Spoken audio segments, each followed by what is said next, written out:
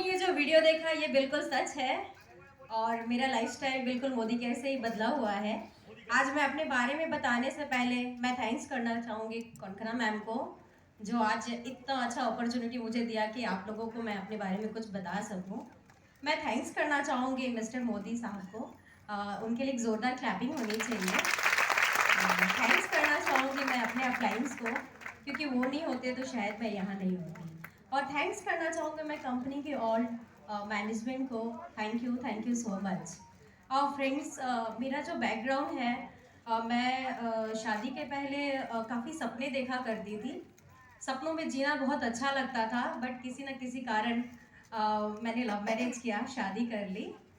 और शादी करने के बाद सपने अधूरे रह गए, बिकॉज शादी करने के बाद हमारे सपने कौन होते हैं? हमारे बच्चे, हमारे हस्बैंड। यू नो, आप सभी के भी ऐसे ही होंगे, है ना?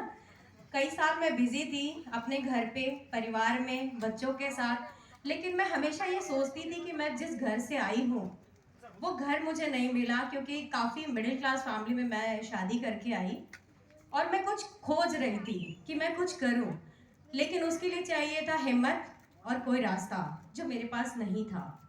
और हिम्मत और रास्ता के साथ साथ मैं बस सोचती थी कुछ करूं कुछ करूं।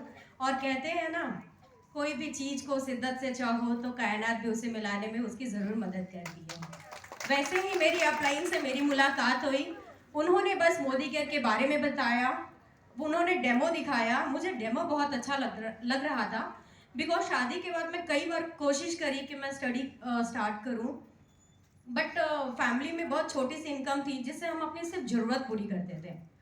लेकिन जब अपलाइन मुझसे मिलने आए और उन्होंने जब फिनाइल का डेमो दिखा रहे थे, हमारा स्टेरी क्लीन है ना, वो बता रहे थे कि स्टेरी क्लीन जर्म्स क्लीन करता है, लेकिन माय डियर फ्रेंड्स, मैं बस देख रही थी कि ये मेरी मजबूरी सफाई कर सकती है। आप कितने लोग उस स्टेरी क्लीन में अपने सपने देखते हैं? सभी देखते हैं। मैं भी वैसी थी, हर प्रोडक्ट में अपने सपने ढूंढती थी, सपने देखती थी, सपनों को पूरा करने के लिए कोशिश करती थी। बट फ्रेंड्स, 3 साल, मेरी मोदी केयर की जर्नी 10 साल हो गई, बट 3 से 3.5 साल सिर्फ मैं ये सोच के स्टार्ट नहीं करी कि मैं कैसे करूंगी। मैं तो किसी को जानती तक नहीं हूँ, लेकिन कहते हैं ना कि जब आपके पास सपने हो, कुछ करने की चाहत हो और ठान लो, तो कोई ना कोई जरूर मिलता है हमारे जैसे। मेरे अपलाइन ने जब प्लान शो किया था तो मुझे बताया था कि पिंकी, तुम्हें एक छत के नीचे वो सब कुछ मिलेगा जो तुम चाहती हो।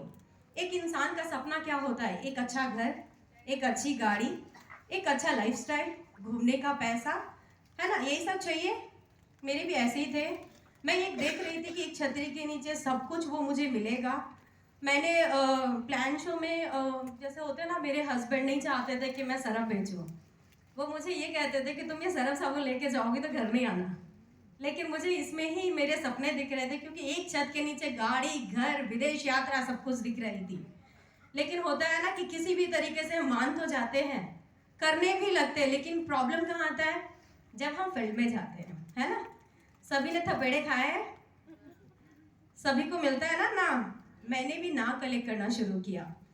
मेरी भी मैं जब ना कलेक्ट करती थी तो दुख होता था, फिर से सपने टूटते थे, लेकिन अपलाइन बहुत ही सपोर्ट करते थे। मेरे अपलाइन सुरेंद्र जी हैं, और वो बोलते थे, बेटा तुम्हें फील्ड में ना बोलने वाले हैं, लेकिन क्या तुम ना सुन के अपने सपने छोड़ दोगी?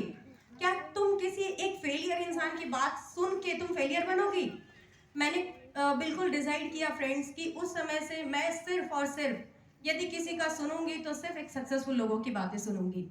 मैं ना करके मीटिंग ट्रेनिंग में आना शुरू करी। फ्रेंड्स, मैं जब प्लान शो करती थी, कुछ भी मुझे अपलाइन बोलने के लिए देते थे ना, तो आधा तो मैं खा लेती थी, मुझे आता ही नहीं था बोलना। रोने भी लगती थी, कई दफा मना कर देती थी, मुझसे नहीं होगा। लेकिन वाकई में सर ने कहा कि बेस्ट प्लेटफॉर्म है जहां हम स्पीकर बनते हैं। मुझे बोलना नहीं आता था, रोना आता था, लेकिन बोल लेती हूँ नहीं, थोड़ा बहुत।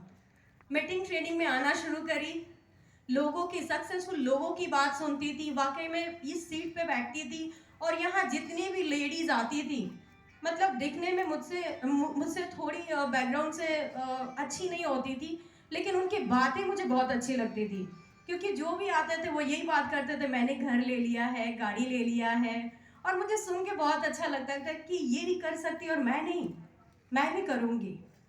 ना हाँ की जर्नी काफ़ी लंबी रही, लगातार मीटिंग ट्रेनिंग से प्लग रही, सक्सेसफुल लोगों का बात सुनते रही और टीम बनाना शुरू किया। अब होता है ना, टीम बनाने भी जाते हैं तो प्रॉब्लम्स आते हैं, टीम को सब कुछ आता है ना।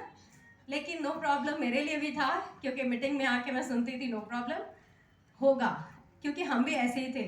क्योंकि मेरी भी प्लानशिप जब हुई थी उसके 3 साल के बाद मेरी स्टार्टअप हुई थी। हो सकता है मेरे टीम में बहुत ऐसे लोग आए जिनकी तुरंत शुरुआत नहीं हो, लेकिन लगातार आपकी लीडरशिप से, लगातार आपकी मीटिंग से, मतलब मैंने लगातार मीटिंग ट्रेनिंग लेना शुरू किया और लोगों को बिल्ड शुरू करना शुरू किया। और बाकी में फ्रेंड्स, ये जो आपने जो फोटोज़ देखे हैं ना, मैं बहुत छोटे से मकान में आई थी, 10 साल मेरी जर्नी वहाँ थी। 10 साल के बाद यदि मैं अपनी अचीवमेंट की बात करूँ तो आज 80 लाख के फ्लैट में रहती हूँ। 1 करोड़ का घर मैंने ऑलरेडी बुक किया है, जिसमें 2025 में जाने वाली हूँ। और गाड़ी मोदी केयर से मैं ऑलरेडी ले चुकी हूँ, कई विदेश यात्रा करी हूँ, लाखों की इनकम है मेरी।